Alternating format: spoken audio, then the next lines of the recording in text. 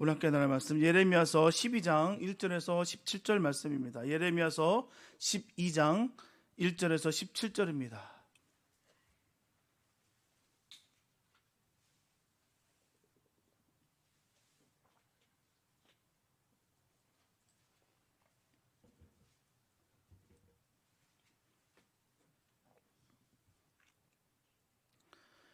예레미야서 12장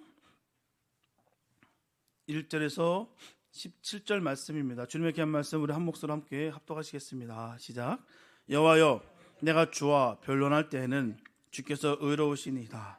그러나 내가 주께 질문하옵나니 악한 자의 길이 형통하며 반역한 자가 다 평안함은 무슨 까닭이니까? 주께서 그들을 심으심으로 그들이 뿌리가 박히고 장성하여 열매를 맺었거늘 그들의 입은 주께 가까우나 그들의 마음은 머니이다. 여호와여, 주께서 나를 아시고 나를 보시며 내 마음이 주를 향하여 어떠함을 감찰하시오니 양을 잡으려고 끌어냄과 같이 그들을 끌어내시되 죽일 날을 위하여 그들을 구별하옵소서. 언제까지 이 땅이 슬퍼하며 온 지방의 채소가 마르리까? 짐승과 새들도 멸절하게 되었사오니 이는 이 땅 주민이 악하여 스스로 말하기를 그가 우리의 나중 일을 보지 못하리라 함이니이다. 만일 네가 보행자와 함께 달려도 피곤하면 어찌 능히 말과 경주하겠느냐? 네가 평안한 땅에서도 무사하려니와 요단 강물이 넘칠 때에는 어찌하겠느냐? 내 형제와 아버지의 집이라도 너를 속이며 내 뒤에서 크게 외치나니 그들이 내게 좋은 말을 할지라도 너는 믿지 말지니라. 내가 내 집을 버리며 내 소유를 내던져 내 마음으로 사랑하는 것을 그 원수의 손에 넘겼나니 내 소유가 숲속의 사자같이 되어서 나를 향하여 그 소리를 내므로 내가 그를 미워하였음이로라. 내 소유가 내게 대하여는 문이 있는 매가 아니냐? 매들이 그것을 애워싸지 아니하느냐? 너희는 가서 들짐승들을 모아다가 그것을 삼키게 하라. 많은 목자가 내 포도원을 헐며 내 몫을 짓밟아서 내가 기뻐하는 땅을 황무지로 만들었도다. 그들이 이를 황폐하게 하였으므로 그 황무지가 나를 향하여 슬퍼하는도다. 온 땅이 황폐함은 이를 마음에 두는 자가 없음이로다. 파괴하는 자들이 광야의 모든 벗은 산 위에 이르렀고 여호와의 칼이 땅 이 끝에서 저 끝까지 삼키니 모든 육체가 평안하지 못하도다. 무리가 밀을 심어도 가시를 거두며 수고하여도 소득이 없은즉 그 소산으로 말미암아 스스로 수치를 당하리니 이는 여호와의 분노로 말미암음이니라. 내가 내 백성 이스라엘에게 기업으로 준 소유에 손을 대는 나의 모든 악한 이웃에 대하여 여호와께서 이와 같이 말씀하시니라. 보라, 내가 그들을 그 땅에서 뽑아버리겠고 유다 집을 그들 가운데서 뽑아내리라. 내가 그들을 뽑아낸 후에 내가 돌이켜 그들을 불쌍히 여겨서 각 사람을 그들의 기업으로 각 사람을 그 땅으로 다시 인도하리니 그들이 내 백성의 도를 부지런히 배우며 살아있는 여호와라는 내 이름으로 맹세하기를 자기들이 내 백성을 가리켜 바울로 맹세하게 한 것 같이 하면 그들이 내 백성 가운데 세움을 입으려니와 그들이 순종하지 아니하면 내가 반드시 그 나라를 뽑아 멸하리라. 여호와의 말씀이니라. 아멘. 성도이기 때문에 우리는 매일매일 성경을 읽습니다. 성도이기 때문에 읽는 거예요. 세상 사람들이 행여나 성경을 읽겠습니까? 매일은 고사하고요. 한 번이라도 읽겠습니까? 우리는 성도이기 때문에 이 말씀을 읽는 거예요. 성경을 읽을 때마다 그 성경에 쓰인 말씀의 내용과 그 뜻을 깨달음으로 말미암아 은혜를 받고 교훈을 얻습니다. 그러므로 우리는 먼저 그 성경에 쓰인 내용에 대한 보편적이고 일반적인 의미를 잘 알아야 됩니다. 성경은 어떤 특별한 사람의 특별한 해석을 들어야만 깨닫도록 쓰여진 책이 아니에요. 누구나 성경을 읽는 대로 깨닫고 알 수 있도록 보편적인 뜻을 중심으로 쓰여진 책이 바로 성경입니다. 이 보편적이고 일반적인 뜻을 깨닫지 못하고 성경을 읽으면 성경을 읽는 흥미를 잃어버리게 돼요. 뭔 말인지 모릅니다. 이해가 되지 않고 이해하기도 싫어요. 불편하고 딱딱합니다. 또 이 보편적이고 일반적인 뜻은 깨닫지 못하면서 성경을 자기 마음대로 해석하고 또 자기 편리한 대로 적용하는 것은 너무나도 위험하다는 거예요. 즉흥적으로 그럴 것 같은, 또 이 말씀이 저 말씀이 꼭 같은 말씀인 것 같은, 맥락과 상관없이 자기 뜻대로 자기 사고 능력으로 그 말씀을 해석하고 임의대로 그 말씀들을 훼손할 때 너무나도 끔찍한 일이 벌어진다는 것이죠. 축복이 아닌 저주의 길을 갈 수 있다는 것이죠. 성공이 아닌 멸망의 길을 걸을 수 있다는 것이죠. 성경을 읽을 때마다 그 성경에 쓰인 내용이 보편적이고 일반적인 뜻과 의미를 파악하도록 힘쓰시기 바랍니다. 여러분이 예레미야 12장을 읽을 때 어떻게 그 뜻을 이해할까요?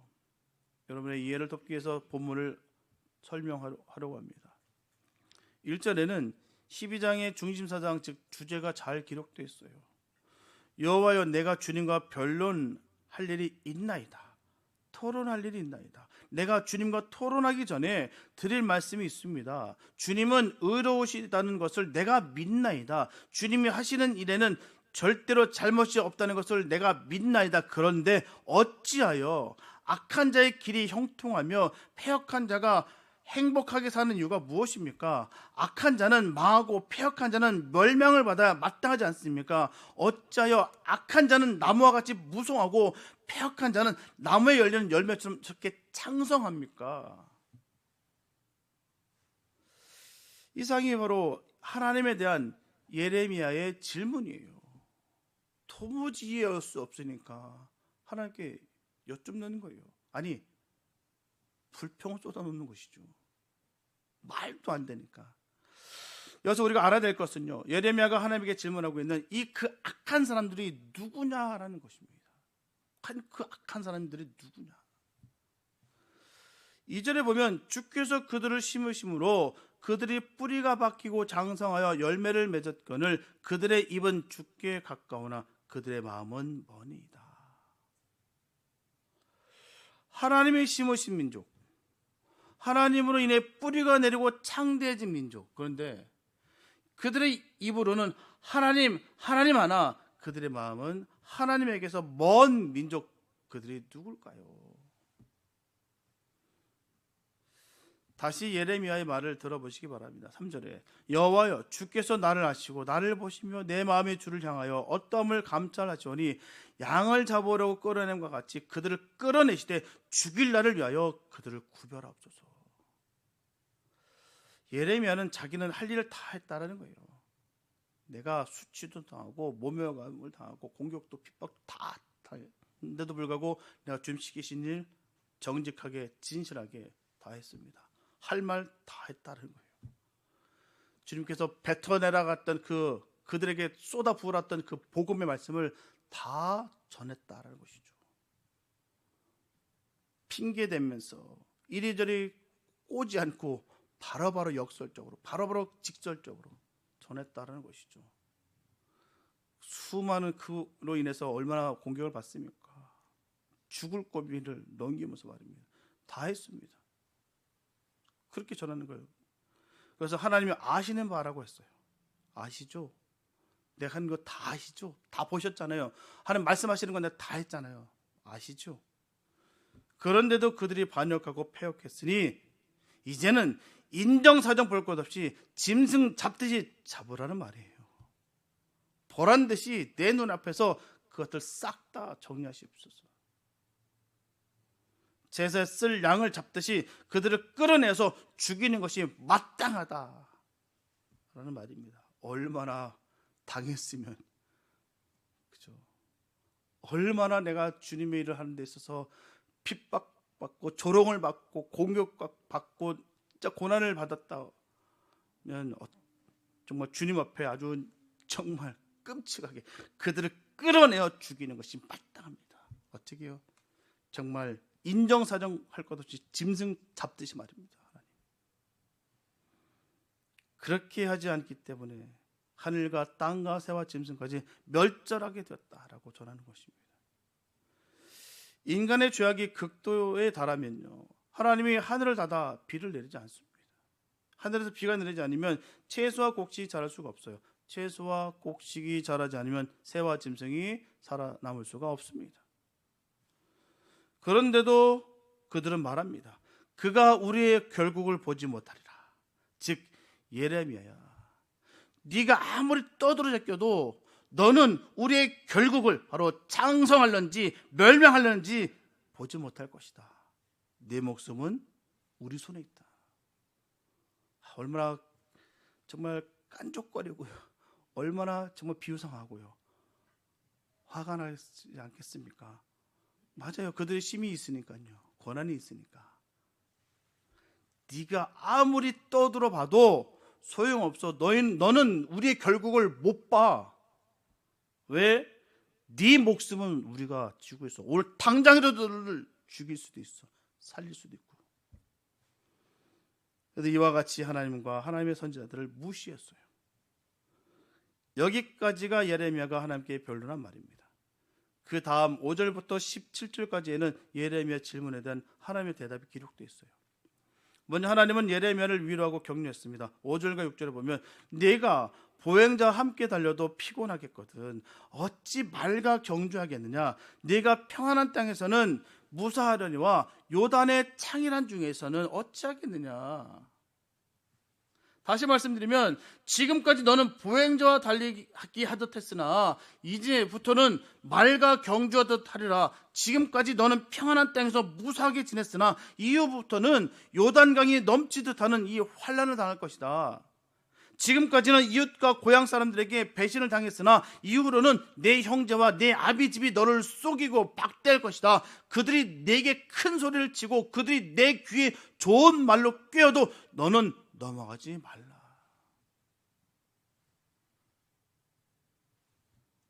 그래서 앞으로 당할 환난 날에 넘어지거나 쓰러지지 않도록 하나님은 예레미야를 권고하고 있다는 거예요. 우리도 마찬가지예요.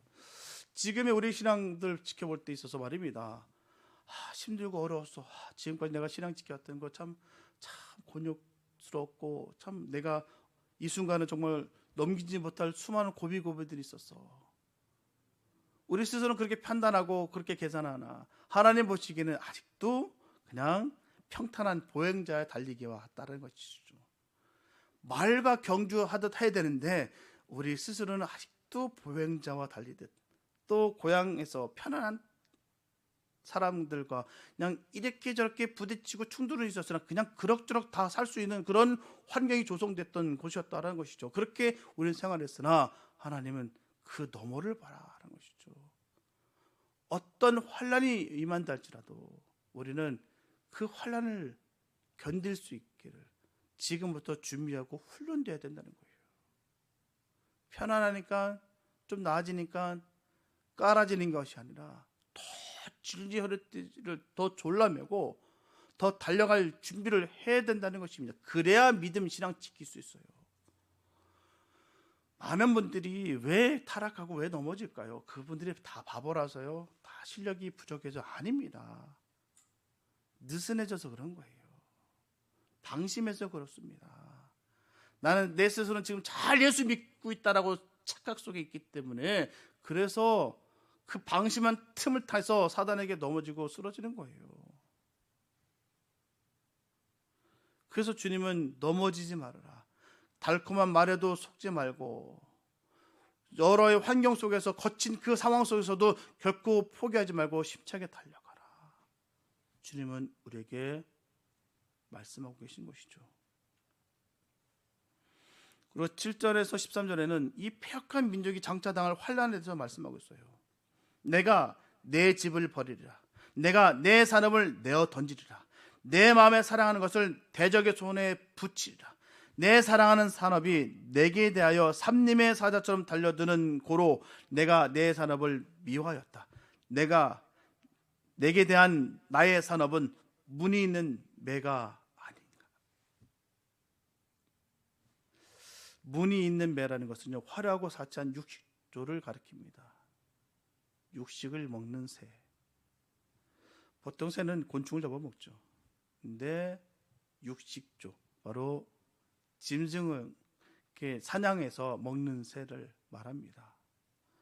문이 있는 육식조는 새 중에 탈선한 새죠. 비정상적인 새입니다. 사치하고 육식을 하는 새는 새가 아니고 짐승입니다. 짐승이 새같이 위장을 하고 설치기 때문에 위험하기 짝이 없습니다.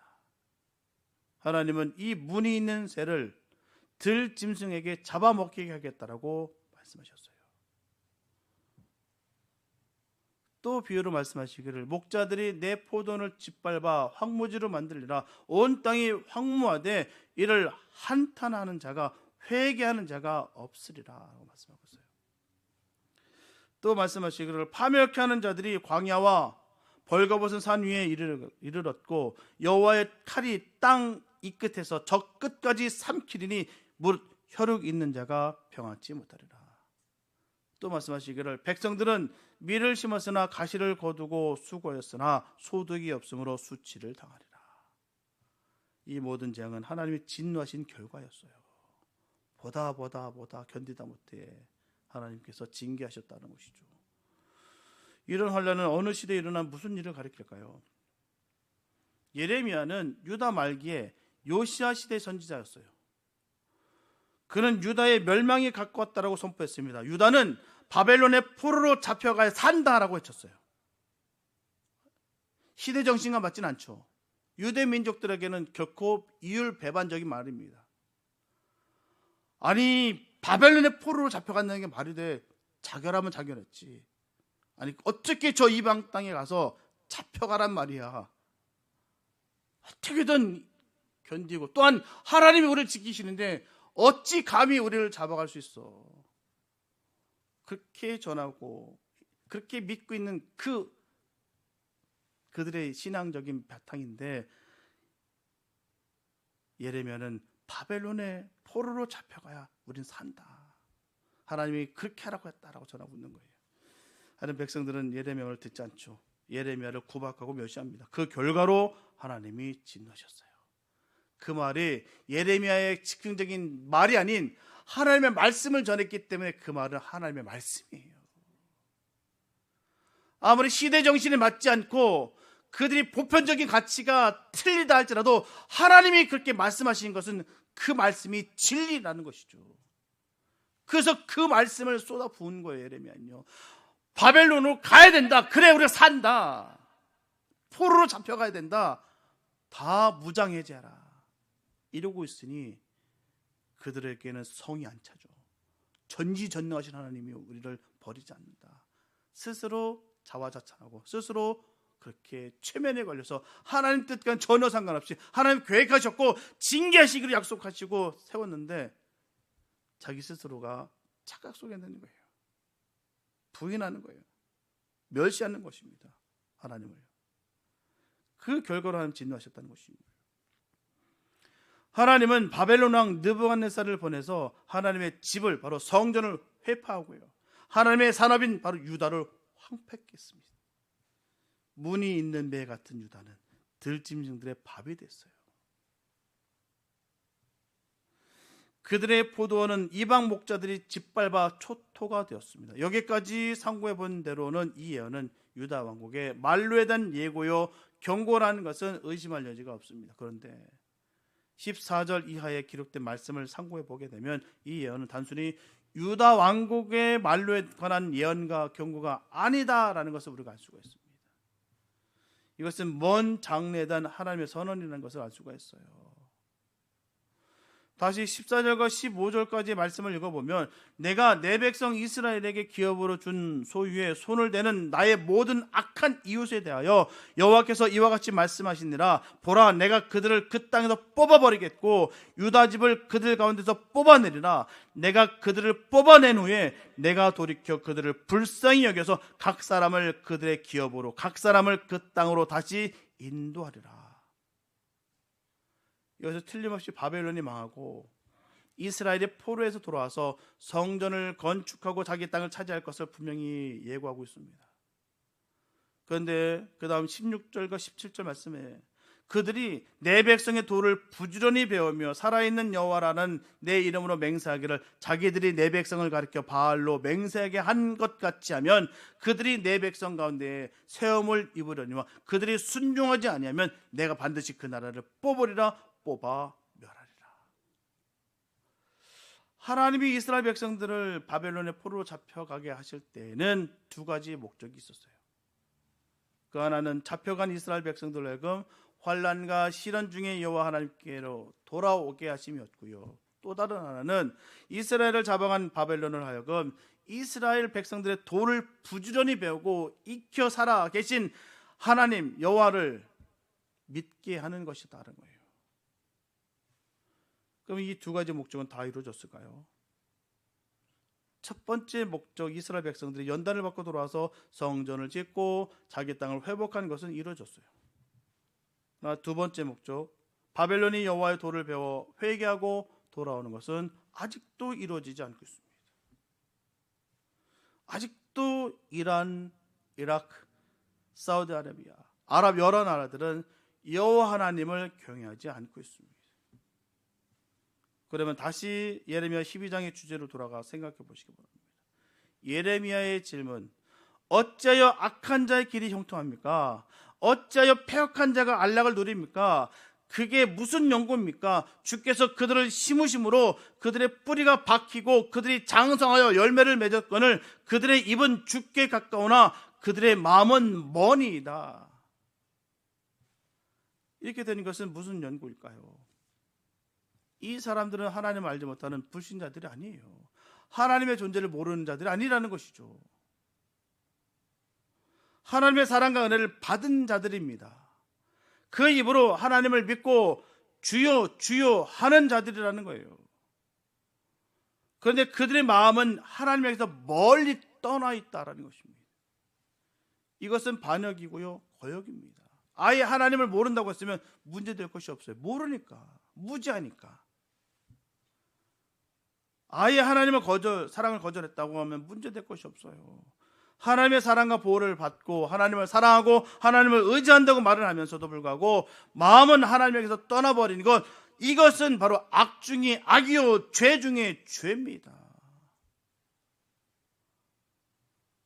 아예 모르면 모르는데 하나님을 이용하고 그걸로 인하여 장사치레하고요, 자기 배를 불리는 것, 새를 늘리는 것, 이게 악 중의 악이고 죄악의 죄라니까요. 교묘하게 이용해서 하나님을 장사 삼는다는 것이죠. 그런데 하나님은 왜 이런 사람들의 길을 형통케 하시고요, 이런 사람들에게 안락을 주시는가? 그 이유가 무엇이겠습니까? 기독교 역사가 약 140년밖에 안 된 우리는 한국 사람으로서는 이해할 수 없는 잘못된 신앙이 기독교 역사상에 여러 번 있었어요. 성경을 보면 많이 증거됩니다. 하나님을 하나님으로 믿는다고 하는데 실제로는 믿지 않는 신앙, 하나님을 믿는다고 하는데 실제로는 다른 것을 믿는 잘못된 신앙이 성경에는 일찍부터 있었어요. 그런 잘못된 신앙은 이스라엘 백성들이 애굽을 떠나오자마자 생겼습니다. 모세는 하나님으로부터 계명을 받기 위해서 시내 산으로 올라갔고요, 백성들은 불평불만을 토로할 때 아론이 금송아지 우상을 만들었어요. 그리고 하는 말은요, 이스라엘아, 이는 너희를 애굽 땅에서 인도하여 낸 너희의 신 여호와라. 금송아지 만들고 그렇게 전하는 거예요. 이게 하나님입니다. 이 금송아지가 우리를 이끌었다. 지금도 이끌고 있다. 이 금송아지가 하나님입니다. 그때 이스라엘 사람들은요, 여호와 하나님을 믿었어요. 그 하나님이 저희들을 애굽에서 구원해 내었다는 것을 믿었어요. 그런데 그 하나님이 바로 그들이 손으로 만든 금송아지라고 생각했다는 것이에요. 이것이 잘못된 신앙입니다.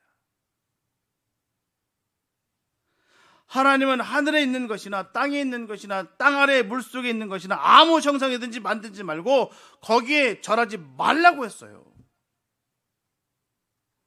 형상을 만들지 말라고 했습니다. 우상이라고 하셨어요. 십자가도요, 우리 주님의 그 보혈의 피의 능력을, 그 사랑, 감동을 우리가 기념기 위해서 내가 십자가를 있는 거죠. 어떤 교단은 아예 십자가도 없어버려요. 그건 좀 과한 것 같아요, 저는. 그래도 십자가는 있어야 되겠죠. 그러나 이게 십자가를 믿는 것이 아니라 그 사랑, 그 주님을 믿는 것이죠. 그 예수를 믿어야 되는 것이죠. 그 헐리우드 영화에 너무 침투해가지고 막 십자가를 막 귀신이 막 떨고 아니요 그럴 리 없어요. 그는 영화에서 나오는 거예요. 요즘 영화들도 세련돼 가지고 막 십자가를 막 탁 잡더라고요. 막 요즘은. 옛날에는 막 하고 막 무서워가지고 막 그런데 아니요. 예수를 무서워하죠. 천군 천사 앞에서 벌벌 떠는 것이고요. 우리는 그 예수, 그 보혈의 피의 권능을 선포하는 것이죠. 그게 그들이 묶임을 받는 것이고요. 우리가 결박할 수 있는 역사입니다. 십자가 드러났다고 해서 성경책을 들이밀었다고 해서 되는 게 아닙니다. 아마 성경책 들이밀면요, 그거 읽어는 봤냐? 라고 했을지도 몰라요. 그냥 성경책이 탁 들었다고 무서워하는 거 아닙니다. 뭐 위안 삼아 그러신 분도 있어요. 저희 선배 목사도 한참 무서울 때 본인이 처음 해줄 때 이상하게 성경책 머리 밑에 탁 자고 하면 잠이 잘 온대요. 뭐 그렇게 숙면을 취하면 그것도 할렐루야. 그런데 읽어야죠. 그 말씀이 나의 말씀이 돼야 하는 것이죠. 그것 자체는 우상이 될 수 있는 거예요. 형상을 만들지 말라고 했습니다. 절하지 말라고 했어요. 그런데 이스라엘 백성들은 금송아지 우상을 만들어 놓고서 이것이 여호와 하나님이라고 하면서 거기에 절을 했어요. 이 잘못된 신앙 때문에 그들은 40년 동안 광야에서 시험당합니다. 이와 같은 잘못된 신앙은 솔로몬 이후 여로보암 왕 때 다시 살아나요. 여로보암이 왕이 되었을 때 국민들의 마음이 남쪽 유다 예루살렘으로 향한다는 것을 알았습니다. 그래서 베델과 단에서 제단을 쌓고요, 금송아지를 세웠어요. 그리고 말합니다. 이스라엘아, 이는 너희를 애굽에서 인도하여 낸 너희들의 신 여호와 하나님이라. 여로보암은 분명히 말하기를 여호와 하나님을 섬기라고 했어요. 부인하고 한 적 없습니다. 여호와 하나님 믿어야 돼. 믿어. 그 하나님은 이스라엘을 애굽에서 구원하신 하나님이라고 했어요. 그런데 그 하나님이 이 금송아지라고 했다는 거예요. 하나님을 뺀 게 아닙니다. 하나님이라고 얘기했어요. 분명 하나님, 여호와 하나님을 믿으라고 전했어요. 그런데 금송아지라고 여기고 있다는 것이죠. 이것은 잘못된 신앙이라는 거예요. 하나님은 금송아지가 아닙니다. 이와 같은 잘못된 신앙을 지금 유대인들도 가지고 있어요.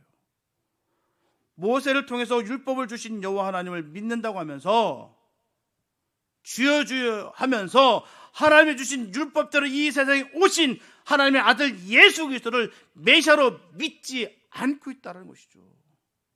딱 떨어져요. 예수라는 것이, 그가 바로 우리가 기다렸던 그 메시아라는 것이 하나도 어긋나는 게 없습니다. 일러주신 그 말씀대로 그대로 역사가 나타났어요. 그런데도 불구하고 믿지 않아요. 부인해버립니다. 이것도 잘못된 신앙이죠. 그들 말로는 아브라함과 이삭과 야곱의 하나님을 믿는다고 하나 마음은 멀리 떠나 있다는 것이죠. 하나님 말씀 믿어야죠. 그가 바로 메시아인 것을 너무나도 명확하게 딱 떨어지는데, 뭐 껴 맞추려고 해도 그렇게 껴 맞출 수가 없어요. 딱 떨어지는데도 불구하고 또 믿지 않습니다. 배척해버렸어요. 아니, 예수를 죽였습니다. 그리고 유대인과 똑같은 잘못된 신앙을 가지고 있는 사람들이 있죠. 바로 아랍 민족입니다. 아랍 민족이 가지고 있는 종교는 세계 3대 종교 중에 하나인 이슬람이죠. 이슬람교의 교주는 마호메트입니다. 마호메트는 BC 570년 아라비아 메카에서 고아로 태어났어요. 그는 삼촌 밑에서 자라 나이 25살 때 돈 많은 과부와 결혼해서 큰 부자가 됐습니다. 마호메트를 따르는 신도들은 마호메트가 한 번도 글을 읽거나 쓰는 것을 배워본 일이 없다라고 주장합니다. 그렇기 때문에 그가 받은 계시는 절대적이라고 하는 거예요. 그래서 마호메트의 계시를 거부하는 자는 죽음으로 보상해야 한다고 하면서 코란을 받겠느냐 아니면 죽음을 택하겠느냐라고 하면서 포교하고 있죠. 이슬람이란 말은 복종이란 말입니다. 마호메트는 BC 613년부터 그가 받았다는 계시를 선포하기 시작해요. 메카를 찾아온 순례자들은 마호메트의 설교를 듣고 마호메트의 설교를 예언된 메시아로 추앙합니다. 마호메트는 한 손에 칼과 한 손에 코란을 들고서 아랍 세계를 돌다가 BC 632년에 죽었어요. 그런데도 그를 따르는 사람들은 마호메트가 예루살렘 성전 모퉁이 돌인 반석 위에서 승천했다라고 주장합니다. 거기에 신전을 지어놓고서 수백만 선교사를 전 세계에 파송하고 있어요. 지금도 성지를 순례하는 사람들은 솔로몬이 성전을 세웠던 그 자리에 마호메트의 신전이 서 있는 것을 보게 됩니다. 유대인들의 꿈은 그곳에 자기들의 성전을 짓는 거예요. 어떤 사람들은 말합니다. 앞으로 인류의 마지막을 구하는 전쟁은 예루살렘 성전터를 빼앗는 싸움이 될 것이다 라고 말하고 있어요. 그들은 알라를 믿는 것이 하나님을 믿는 신앙이다라고 주장합니다. 잘못된 신앙이에요. 금송아지를 하나님이라고 부르는 것과 다를 것이 없어요. 하나님은 왜 이와 같은 민족을 심고 가꾸고 열매를 맺게 하실까요? 그들이 입으로는 하나님을 부르나 그들의 마음은 하나님에게서 멀리 떠나 있습니다. 그런데도 불구하고 하나님은 왜 그들의 길을 형통케 하고요, 그들에게 안락을 주실까요?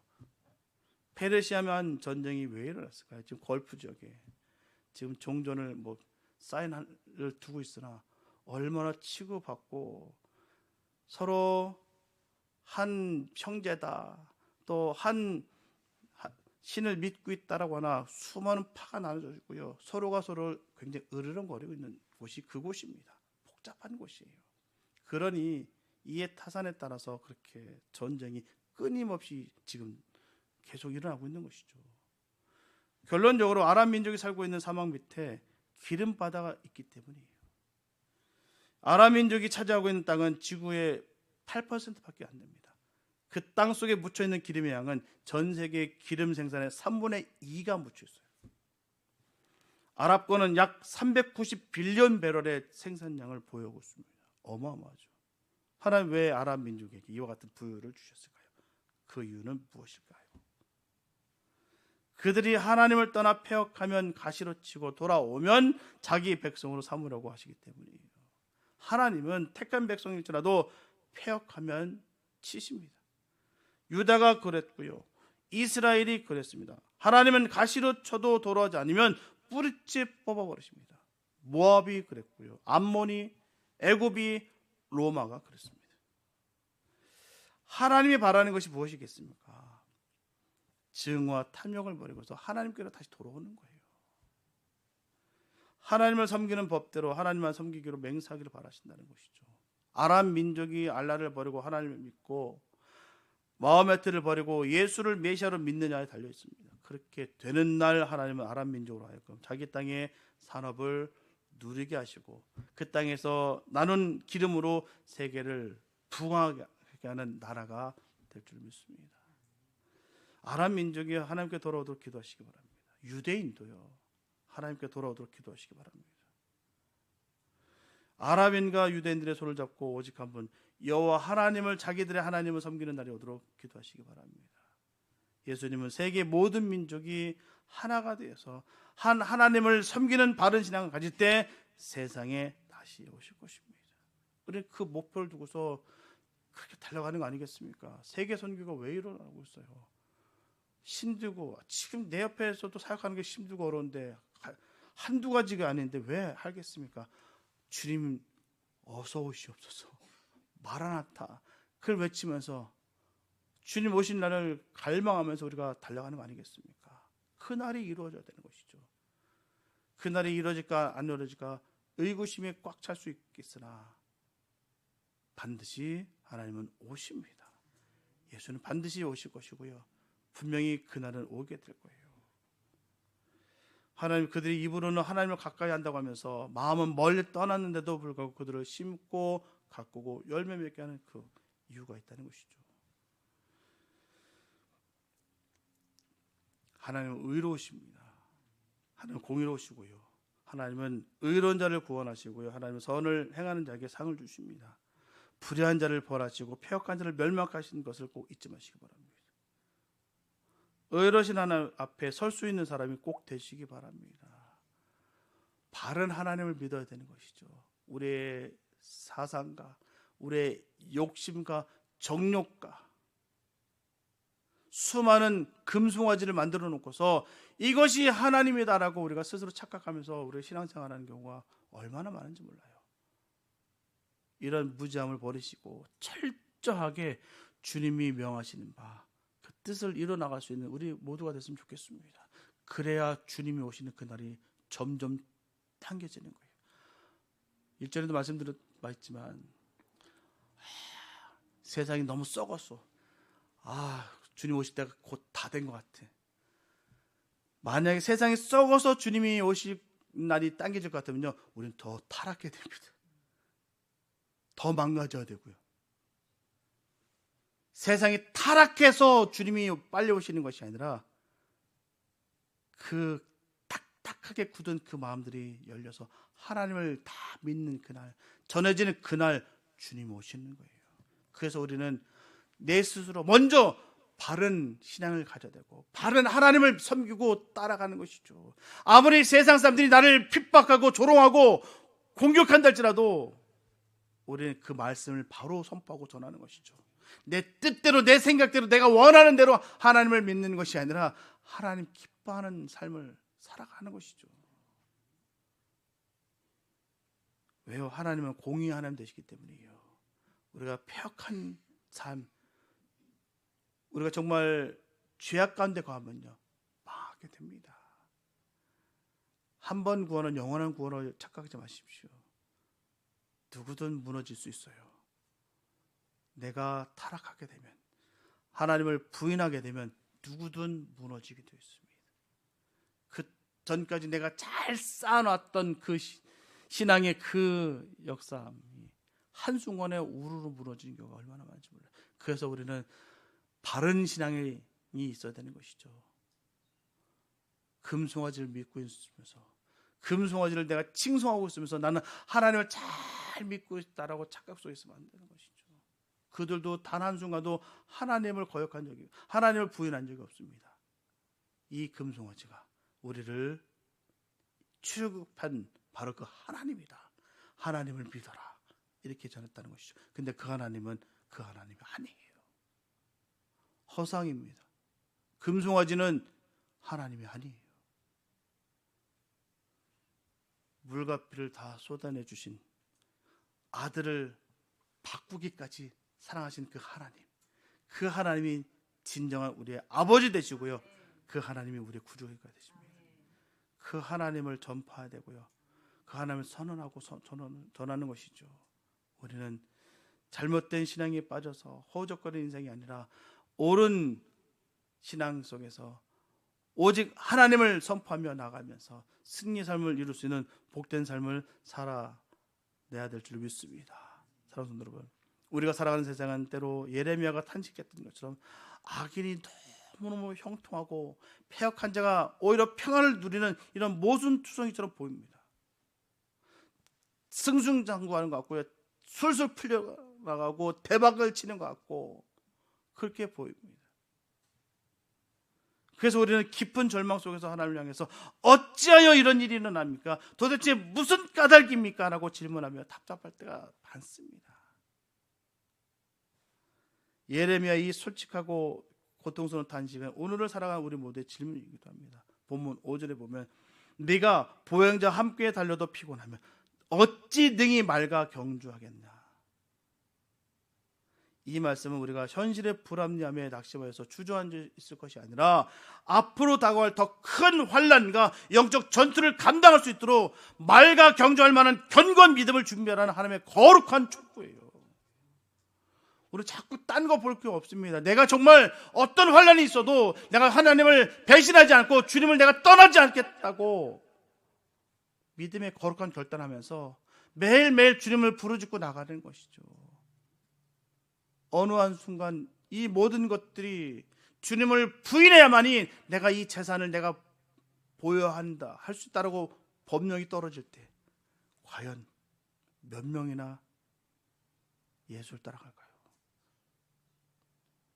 그 생각할 때마다 피죽피죽 씁니다.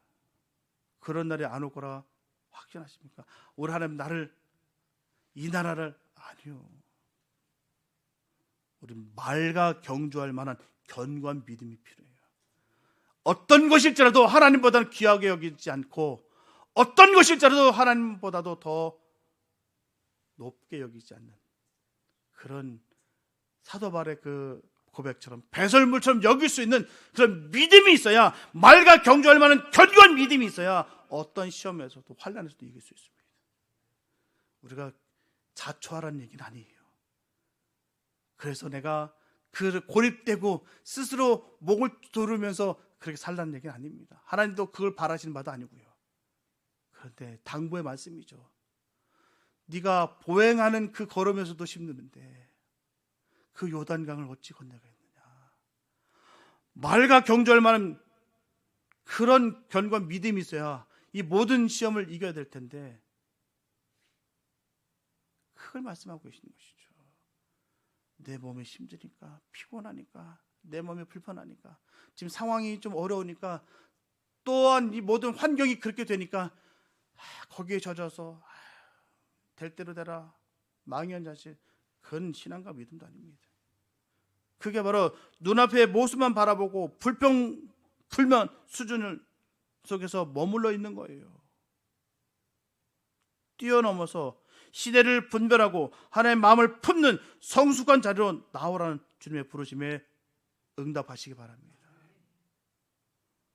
그냥 하찮게 내 생활에 젖어서, 아니면 내가 받았던 이 수많은 상처로 인해서 그냥 계속해서 징징거리는 삶이 아니라, 이렇게 부족한 나인데도 불구하고 하나님 나를 사용해 써주시니 감사합니다. 그런 믿음이 우리에게 부어달라고 간절히 소망하고 기도하는 것이죠. 자꾸 눈을 돌려서 자꾸 세상을 바라보는 시선이 아니라 하나님을 바라볼 수 있는 믿음이 있길 바랍니다. 하나님의 공의는 결코 실패하지 않아요. 하나님의 정확한 시간표 안에서 악은 심판을 받고요, 끝까지 믿음을 지키는 자에게는 회복의 은혜를 부어주십니다.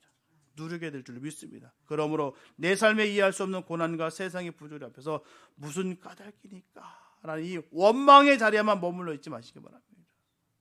내가 이렇게 많이 사역했는데, 내가 모든 걸 헌신했는데, 쏟아부었는데 내 이 모양 이 꼴입니까? 라고 불평불만하는 어리석음 속에 있는 것이 아니라, 오히려 그 질문을 안고 하나님 앞에 더 깊이 나아가시기 바랍니다. 하나님 나를 사랑하셨고요, 하나님 나 피값을 사셔서 감사합니다. 내가 말과도 달릴 수 있는, 경주할 수 있는 그 믿음이 나에게 허락하여 주시옵소서. 그런 믿음이 결단하며 어떤 억울하고 힘든 상황 속에서도 하나님의 그 주권과 최후의 승리를 의지하면서 오늘 우리에게 주어진 믿음의 경주를 끝까지 완주해내는 저와 여러분들 다 되시기를 예수님의 이름으로 축원합니다. 기도합니다. 사랑해 주님 감사합니다. 아버지, 입술의 고백 속에서 원망과 불평이 아닌 감사만 있게 하여 주시옵소서. 말과도 경주할 수 있는 믿음이 우리에게 있기 원합니다. 하나님, 울퉁불퉁하고 좁고 협착할지라도 하나님 생명의 길이라고 한다면 우리가 힘차게 달려갈 수 있는 믿음의 종들 되게 축복하여 주시옵소서. 지금까지 내가 변명했던 그런 삶을 살았다고 한다면 하나님 회개합니다. 어떤 상황 속에 있어도 주님 나와 함께 하시니 그곳이 바로 천국입니다. 하나님, 그 기쁨이 되는 그 길을 걸어가는데 무엇이 부족하겠습니까? 하나님, 더욱더 힘차게 달려갈 수 있는 믿음의 종들에게 축복하여 주시옵소서. 그 무엇일지라도 배설물로 여길 수 있는 그 믿음이 우리에게 있기 원합니다. 하나님, 복되게 하여 주시옵시고 충만케 하여 주시옵소서. 끝까지 승리의 삶을 살아갈 수 있는 믿음의 종들에게 한없는 복을 내려 주실 것을 간절히 믿사옵고 우리를 원하신 예수님의 이름으로 되었습니다.